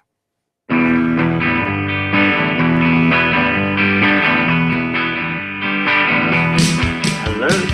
Hi, Nick. It's Mike and Jay calling from the Detroit Cast. Thank you for taking some time today. Hi there, Nick. Hi, guys. Hope all is well in Detroit. Absolutely. How are things in London? Pretty like normal England. It's grey. It's getting dark. Dreary. What else is new? Yeah. It keeps us all cheery over here. Well, Nick, Jay and I have both read most of the I Found My Friends, the Oral History of Nirvana book that you've written. Great stuff, man. Oh, cool. I'm glad it didn't ruin your evenings or anything. Yeah, good stuff. We're both big fans. So, you know, to read about particularly the early days was very interesting. It's nice. I admit it's the early phases that intrigue me the most. It's funny thinking that the Nirvana story is kind of over as soon as they become famous. That was striking to us, too, how quickly it came and went. When you look at those dates, it's like, man, you know, 91 and then Kurt's death in 94. It was such a brief period. But then when, as you did, Nick, you extended out the back and you see that there were several years in the making there. It's funny. Yeah, people telling me stories about, what was it? I didn't put it in the book. One guy said something about bumping into Kurt in the middle of Olympia and Kurt sort of tossing this apple up and down. And the guy said, oh, you know, hi, Kurt, what's with the apple? And Kurt said, I haven't eaten in 3 days. It's the only food I've got, so I'm saving it for when I'm really hungry. Wow. It's just like, wow. Yeah, you know, you've just recorded an album that's going to sell millions and you've got an apple and he gets thrown out of his house. Is that a true story, Nick? Because I've always heard that Kurt was essentially homeless when Nevermind was actually released. It is true. He comes back from the tour. He's not paid his rent. His stuff's on the sidewalk. It's in the Charles Cross biography. So yeah, there's interviews at the time where Chris Novoselic is mentioning that Kurt's been living in a van they've got out the back of the house. And likewise, Kurt's mother says he ended up back living with her briefly, just for a few nights. He seems just to have kind of couch surfed for a couple of weeks until they went back out on tour, and he ended up back in hotels. So after that, I mean, in '92, he's living in hotels up in LA because he's got nowhere to go back to.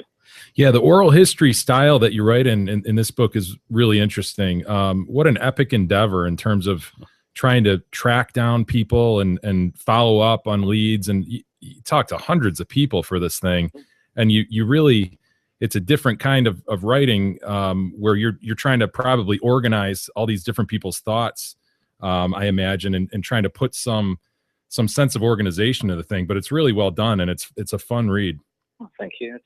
It was always the sad thing that there was a word limit from the publisher in the end, because basically I'd done most of the book before I handed it to an agent to take a look at, and nicely enough, they accepted it, and then a publisher took a look. But it meant there was a 100,000 word limit. So it was a strange process that I'd written essentially a kind of short book, which I then gradually erased as I put as much of other people's words in as possible, because my vibe was that their words were interesting, whilst mine probably weren't. And then this final phase where everything I put in meant something else had to come out, literally, you know, down to the level of sitting there removing single words to give myself enough words to put yet another person in. It was a long process, and Starbucks made a lot of money out of me at the time. Did your opinions or ideas about what Nirvana was as a band change at all through the process of writing this book? I think so. I think what made the difference to me was, in the midst of it all, I did pop up to the American Northwest, and I mean, I'd never been that far out before, and to actually go and see the places and meet the people involved was a real experience, but also I think to be reminded that the person I was writing about wasn't just some guy, that he was their friend, that he was someone who meant something to them. I had one guy on the phone, and we'd never spoken before, and eventually at some point in the phone call he had to stop because he was going to cry. And that kind of thing happened quite regularly. One gentleman has a sort of safe box in which he still keeps the cassette copy of Nirvana's first demo that Kurt gave him, and he's got a copy of Nirvana's first single with a big note from Kurt on front, sort of making jokes about the record. And he says he had a dream that something bad was going to happen, so he managed to get himself down to a Nirvana show in 1993 and managed to bump into Kurt, check he was all right. And Kurt gave him this bit of paper and said, "I don't have a phone right now, but if you dial this number, the person on the line will know how to get hold of me." I think it was one of his managers. And that's the last he ever saw of him, but he still has this bit of paper with the number on, and just says he never did get through. Wow. But again, the guy at one point said, "Right, I'm going to tell you a story, but what I'm going to have to do is I'm going to stand here." And he stood himself over toward the kind of wall dividing the living room from the kitchen. And he said, "And if I can't continue, I'm just going to walk into the kitchen, and all I'd ask is just leave me there for a few minutes and I'll come back." And I think it brought home to me that this was a real person once upon a time, and there's a lot of people who still hurt. Yeah, and something that certainly comes out of your book is how these guys connected with so many people, and you know what a grind it was in those early days, but they were helped by friendly connections, and they helped a lot of other people. And I think, you know, person after person, like I said, there's hundreds of people that you spoke to. They seem to always relate how friendly these guys were, and maybe, you know, Kurt's personality didn't come through like that as much as Chris, but they were helpful guys, you know, that had kind of a mission with the other bands in the area that to move things forward and help each other out. Yeah, I'm very sure that there's a certain degree of rose-tintedness when people look back. I mean, the people I spoke to are very proud of what they did in the times they lived through, but the memories really were that positive. In a way, I always took a certain perverse pleasure in putting in the quotes from people who hadn't had a good experience, just to balance up and ensure that it didn't become a kind of hagiography, a kind of application for sainthood. But genuinely, the basic impression is, okay, everyone has off nights, everyone has bad days, but the overall vibe is that this band totally took on the kind of etiquette of the underground, where everyone did have to share, everyone did have to support each other, because there wasn't enough to go around, there wasn't the money, and no one had the support. So they had to do all that themselves. Yeah, I definitely got the idea, because I was wondering about that too, about people having these kind of rose-colored glasses as they look back on it. It's very easy to go, oh yeah, I saw that coming a million miles away. They were miles above everybody else, but that's not the sense, especially with the early bands that toured with them and saw them at house parties. You really got the sense like they really weren't all that much different. Nobody really saw this explosion with Nirvana coming up. I mean, it's kind of weird to think about now looking at what they accomplished, but that sense comes through in the book for sure. I saw the montage of Heck film yesterday, the Brett Morgan film, Mm-hmm. and there's a sequence in it where his mother is saying how she sits with him and listens to a kind of advanced cassette of Nevermind, and she says to him, "Oh my God, you're not ready for this. You better buckle up, kid." Something like that. And I admit it's the one moment in the film where I paused and thought, that doesn't ring true to me, because I spoke to 210 people, and I've read all the literature, and I've never come across anyone who looks at all and says, these guys are about to be, you know, the next Guns N' Roses. These guys are about to be the biggest band on the planet. I don't think anyone could foresee that. It had never been done before. The nearest anyone had come is something like the Pixies or Sonic Youth, and even then, almost no one is buying those records. Yet suddenly, in those couple of years, there's alternative band after alternative band heading onto mainstream labels. All those labels are generating publicity. People are getting used to seeing these kind of bands. People like Firehose are ending up getting releases out on majors. And suddenly, right towards the end of that, there's almost an alternative record every month of 1991 on a major label. And suddenly, toward the end of it, there's Nevermind, and it's just got it right in terms of they went all the way with it, and that's no disgrace.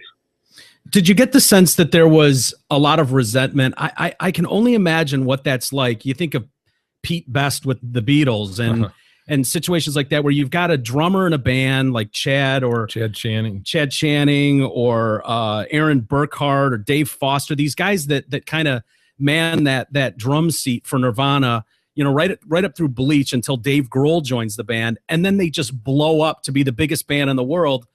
I mean, do you get a sense like these guys are like, fuck, are you kidding me? How did this happen? What's Chad's take on that?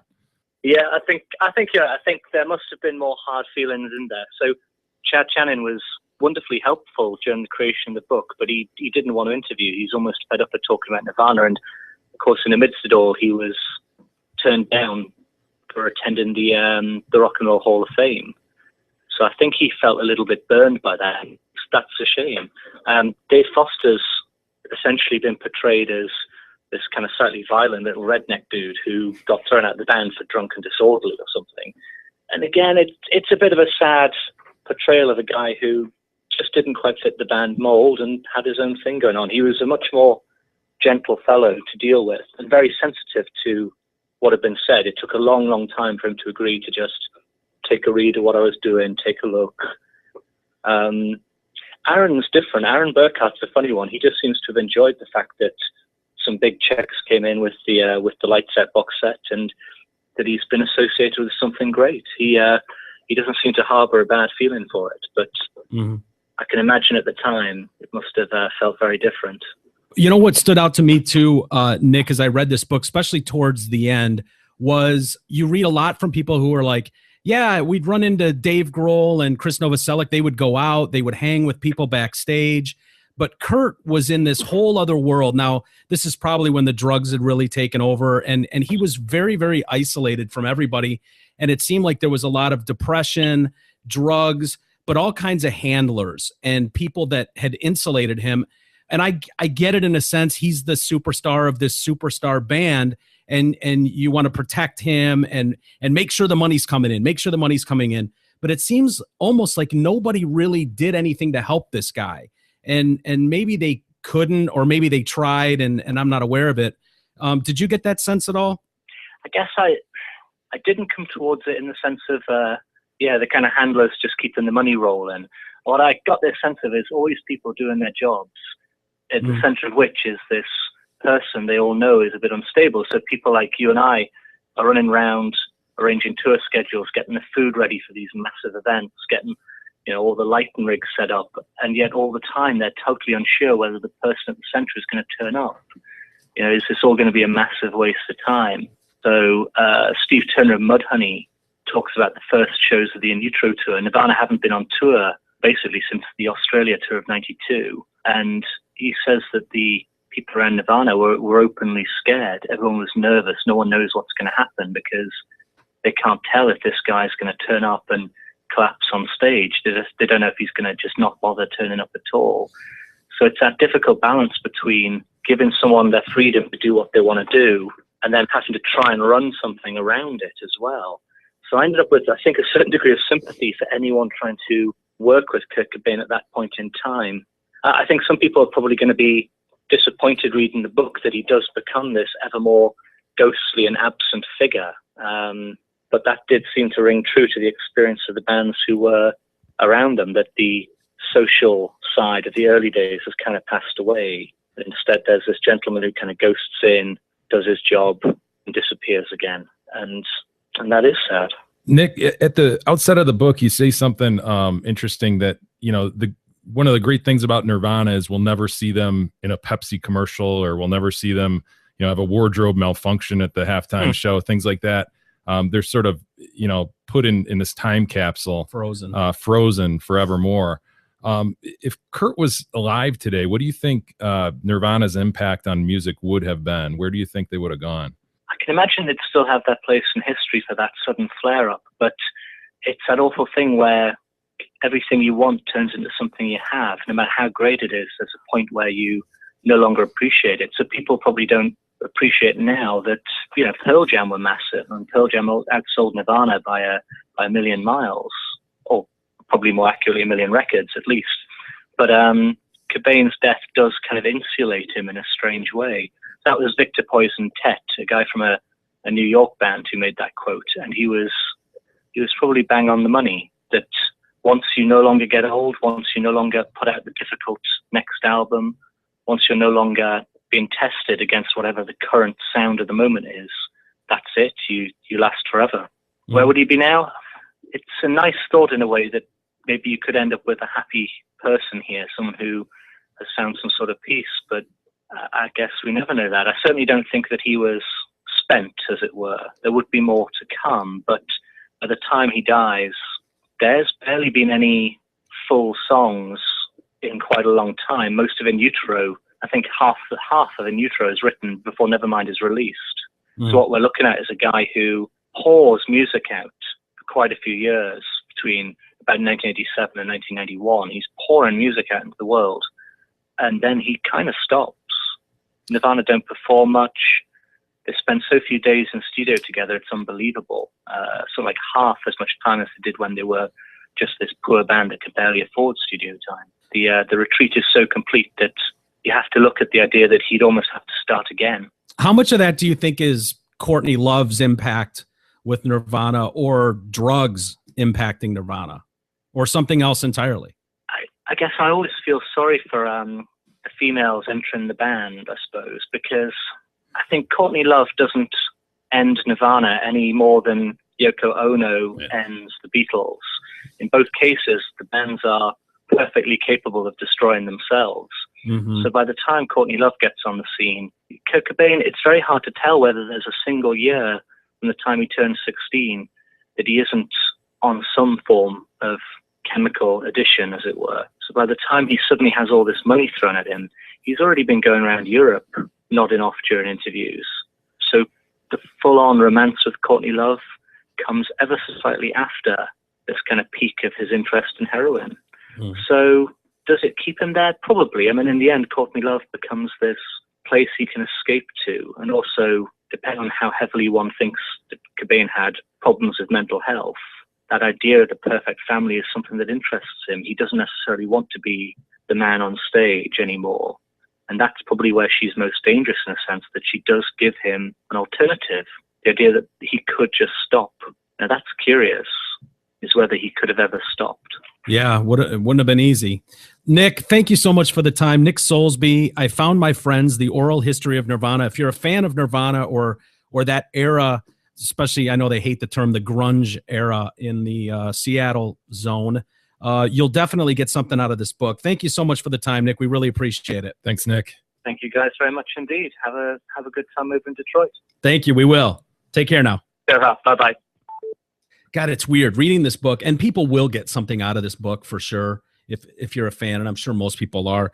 I found it amazing, like when Nirvana gets to the point where they're arguably the biggest band in the world, and they're doing arena tours. They're playing for 30,000 people, if not 3 times that many at festivals, whether it's the Reading Festival or things like that. But even then, they had this sense to like help out young people. You think of big tours. They specifically did not want to do anything like a Metallica, Guns N' Roses tour. Yeah. They wanted to bring on bands like you've never heard of. And all of a sudden some band is playing in Texas and gets a call, and it's like from Kurt. And it's like, oh yeah, you want want to open for us tomorrow night in Atlanta at the Omni? And these guys are like, fuck, the Omni, and that's 25,000 people, and they're playing in front of 10 people at a bar in Texas. Shitty amps and stuff. Yeah, this guy, the drummer from this band, Come, C-O-M-E, is like, I cannot go on stage at the Omni with my $150 garage bought drum set. They're like, we'll get you a new drum set, man. And these bands would be thrown to the wolves. Like, nobody's there to see Come. And all of a sudden they're getting shoes chucked at them on stage. And Kurt could sometimes take that out on the fan base, where some nobody band who has no business playing in front of 30,000 people is now on stage in front of 30,000 people and playing like a band that should be in a bar in Texas. And so the crowd turns on him, and Kurt takes this personally and is like, you treated my band like shit. And then he gives them like a shitty performance, or and it reminds me, I don't know if you were there, E. We had Doug Stanhope, great comedian, one of my favorite comedians of all time. We brought him to Detroit for to do stand-up, and sold the place out. He played like the State Theater and jammed a few thousand people in there and blew the place out. So he wanted to come back. He was used to doing small venues, and all of a sudden it's like, wow, there's people in Detroit that give a shit what I have to say. And so we backed him for this show, and he's like, I'm going to bring a circus. I'm going to bring all these comedians, and it'll be great. Well, this blowout.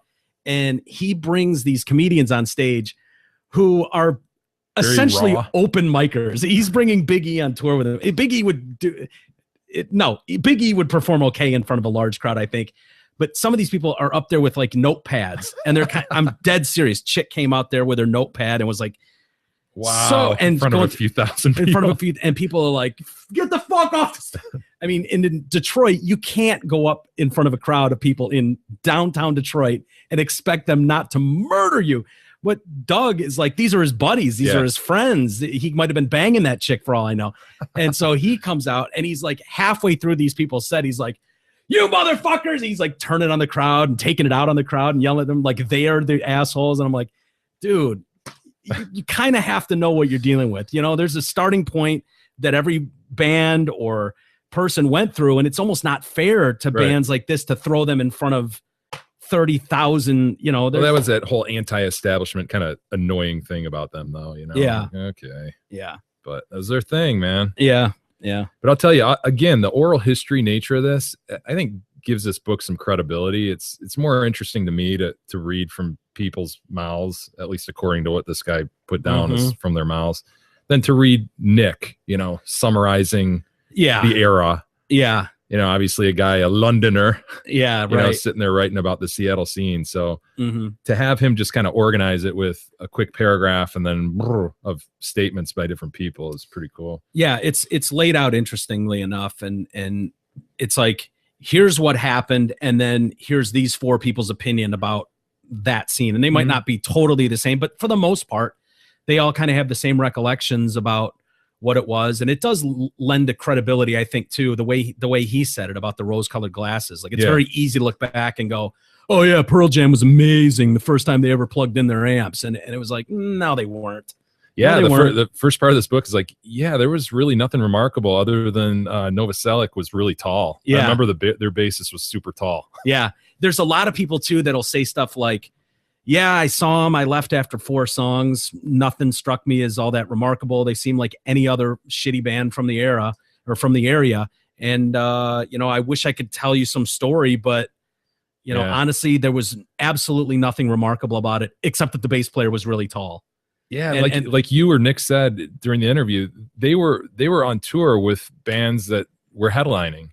Tad and the Melvins. Yeah. The Melvins were for sure a notch above them in their circles. And they, steadily grew, but they were not viewed as this, wonderkind that it was just a can't miss. It was just right place, right time, a lot of hard work. Yeah. Crazy, man. And the crazy thing about that period too, you got to remember, is before the internet.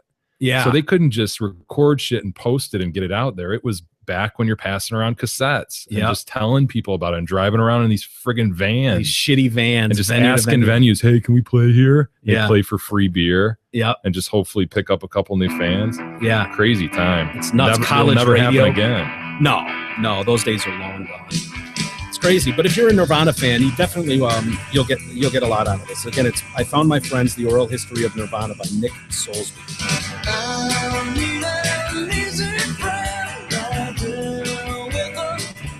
Hey, Zot Ford is different from most dealerships in several ways. They listen to and love the Detroit Cast. They won Ford's President's Award 3 years in a row and 4 times in the past 5 years. This award is only given to the top 10% of dealerships in the country, and this means they deliver our customers the best experience possible. They employ Big E, one of the greatest moppers of all time. And finally, Zot Ford has free delivery. They will deliver your new or pre-owned vehicle to your home or office. There's no need to load the kids in the family truckster. Simply go to ZotFord.com, search their massive inventory, pick the vehicle you love, and give them a call. Then, like magic, they will bring you your new car, truck, or SUV right to your doorstep. It's that easy. Alrighty. I went a little long with Nick. It's cool. I find that whole scene fascinating. Absolutely. So I don't mind spending a little extra time with him. God, this album is not bad, man. Bleach. No. Great fucking album. Sounds awesome. Anyway. Not bad. Yeah, it's pretty good. It's okay. Well, you figure without Dave Grohl in the band, how could it possibly be good? But yeah, it's good shit. We'll get to email in just a minute. I did want to mention this another story and of a caretaker in charge of a 96-year-old guy. Oh no. Yeah. You think it's gonna it's not gonna end well. You don't think? Go on. Well, all right. It's in Florida. That means anything to you? Fucking amazing. What's wrong with Florida? What is it with Florida? Like, I don't know. It's become such a cliche that, like, oh, of course it's from Florida, but it is true. Lots like, of old folks in Florida. Yeah. Is that it? Why is it always there's also the drug? There's always, just everything. Yeah, a lot of seedy underbelly. Well, she's accused of starving a 96-year-old man. Yeah. He was in her care until he resembled a concentration camp prisoner. Yeah. Elise Kovac Suin is her name, and she was arrested Friday and charged with elderly neglect after police say they found the man in her care weighing only 89 pounds. Oh, yeah. Police said it was one of the worst cases of abuse he's ever witnessed. According to the arrest report, the senior... She's looking fat and happy, by the way. Yeah. Look at her. Look at her. Yeah, she's not losing or missing any meals, is she? No, she's not. Eating his portion. I was going to say, look, we nice know... glamour shots, by the way. What is that, an Olin Mills photo shoot she did there? Dude, yeah. We certainly know where those extra meals went. Yeah. Well, they discovered right him... in this area. Thanks, E. We got it. Yeah, she's fat. Yeah, we get it. They For discovered, the listeners benefit. Yeah, that was a really pitch. What do you call that? Painting a picture with words. Yeah, well done. But except you didn't really use words, except to go. She's kind of got it right here, here. Okay, everybody in the facial Listeners region right and the arm region and the upper body. They say he was discovered covered in filth, severely emaciated. The 96-year-old told officers that he was being starved and never allowed to eat anything. But this is where he loses me a little bit, because then the next thing out of his mouth is, unless it was meat or dog feces.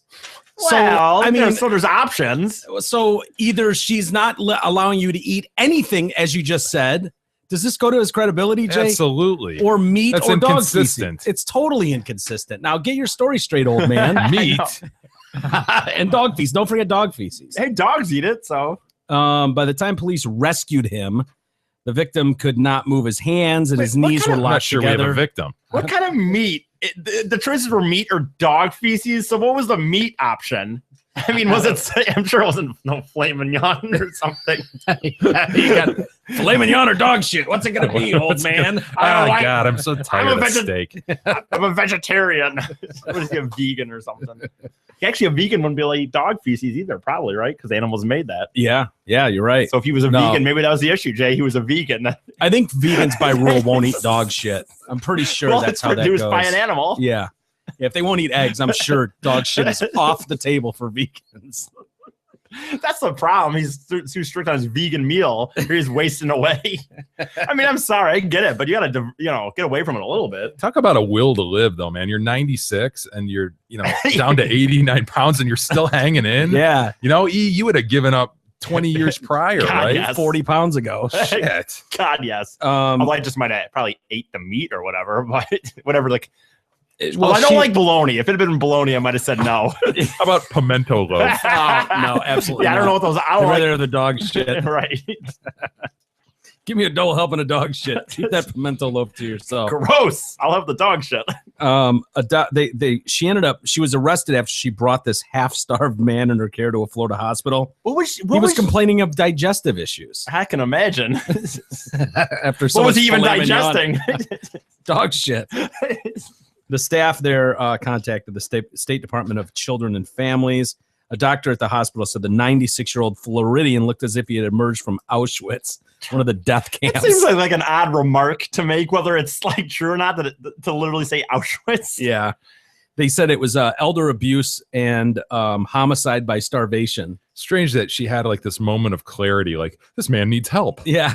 And takes him in. What are you doing that now for? Yeah.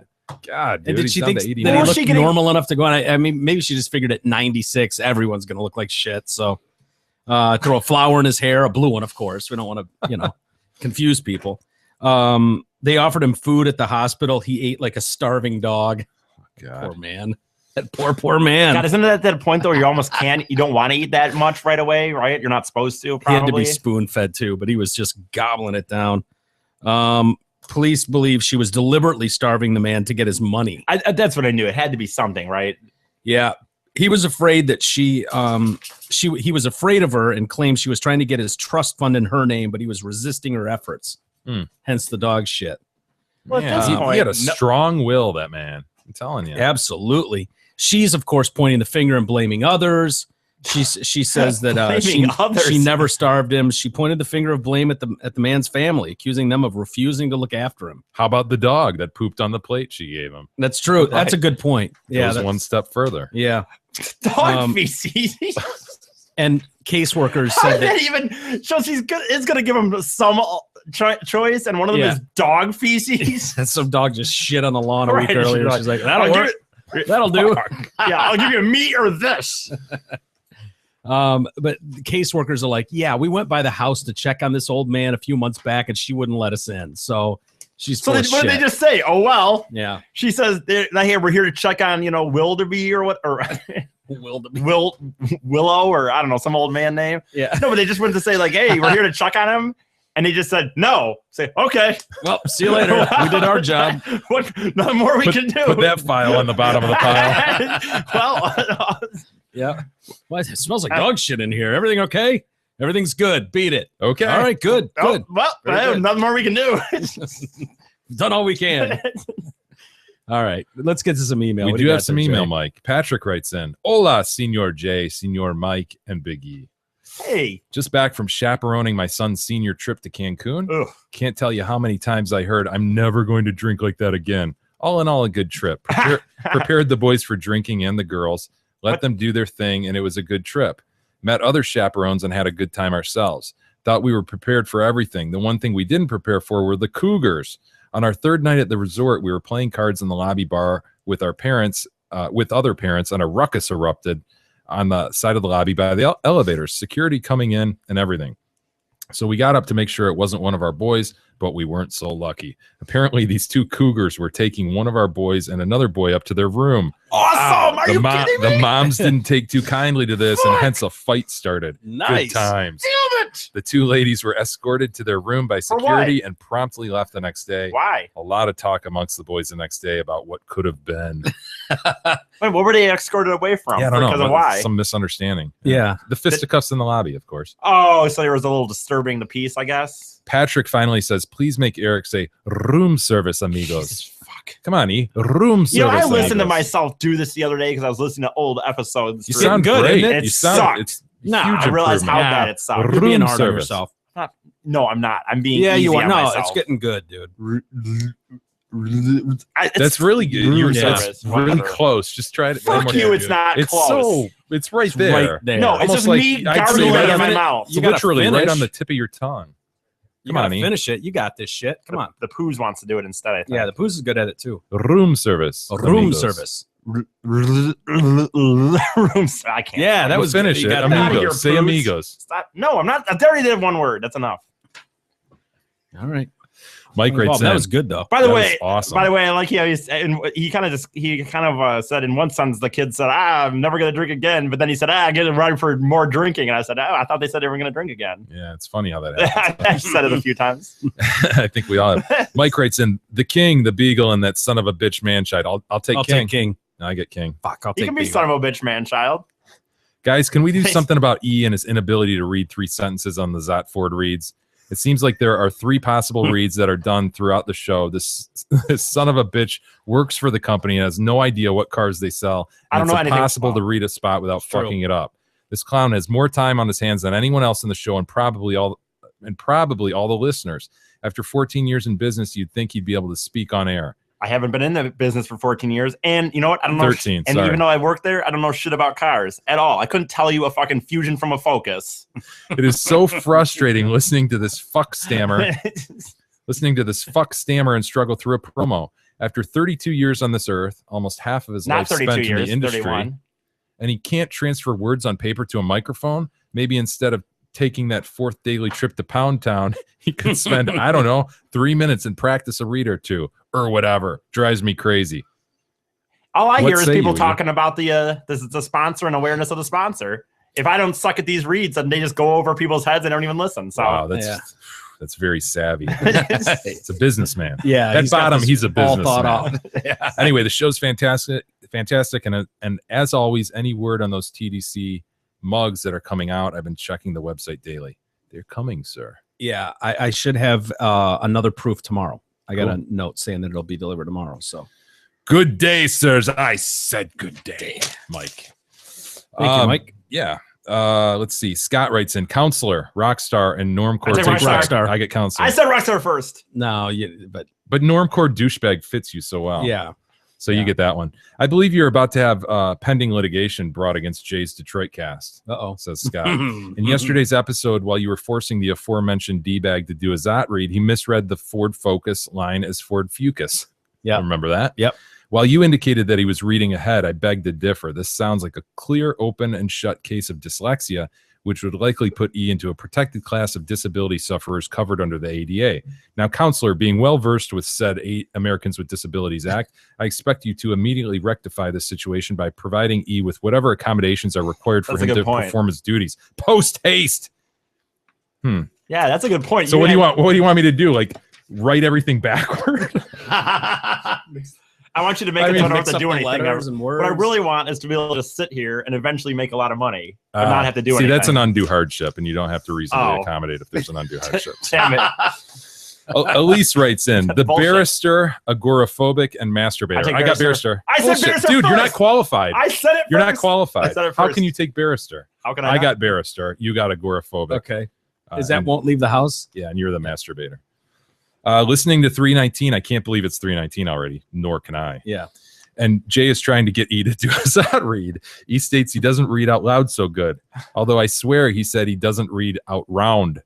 Here's the solution to the problem. I used to volunteer my dog for a reading program at the library for kids with reading or speech problems.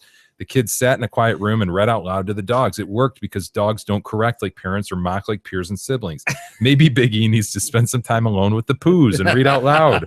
Maybe he can start with reading all the things on the astronom couch he's supposed to be keeping up with. I don't want to pile on E. I'm just trying to solve the problem. Let's make that happen. Ciao, bye, and cheerio. Elise. Thank you, Elise. Yeah. That's good advice. I don't And think I'm lastly, gonna torture the poos like that, but I can read to Tony.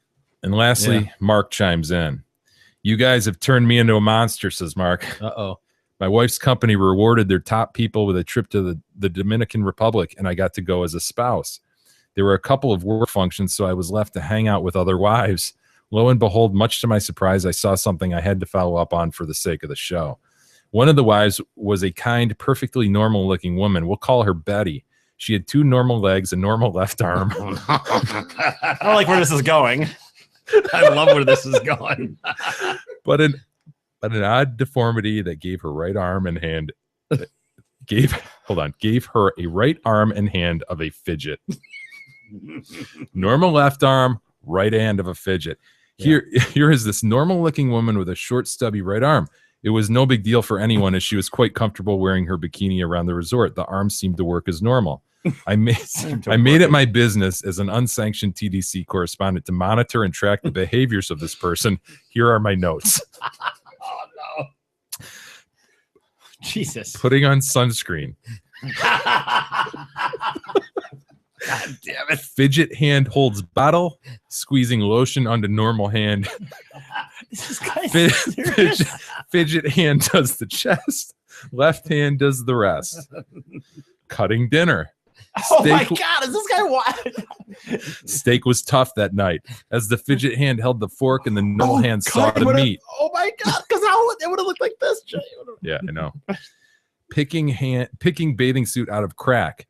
Obviously, normal hand had to reach this, but both hand cupped the bikini top and squeezed the water out of the padding as she exited the pool. An asymmetric sight with a small hand cupping one side and normal hand cupping the other. Clapping. Oh God, no. Amusing as one can imagine. Holding a drink makes for a convenient drink holder as the straw is always close to mouth.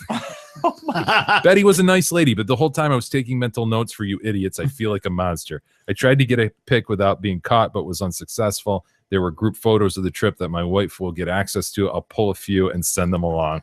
Thank you, Mark. Please do. Yeah. Wow. Oh my God. And with that, that's I bid you good day, sir. I said good day, sir.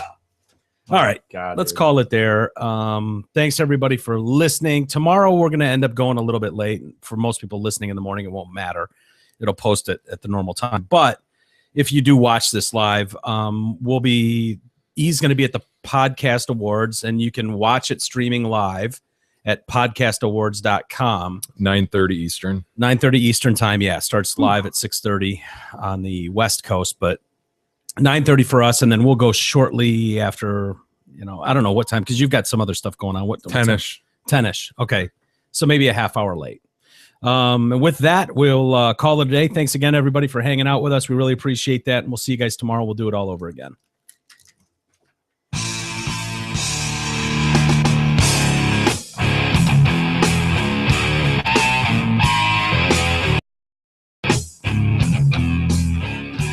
You've been listening to the Detroit Cast with your hosts, Mike and Jay. From all of us at Radio for One Studios, thank you for listening. And as always, thank you, Detroit. Listen to God, watch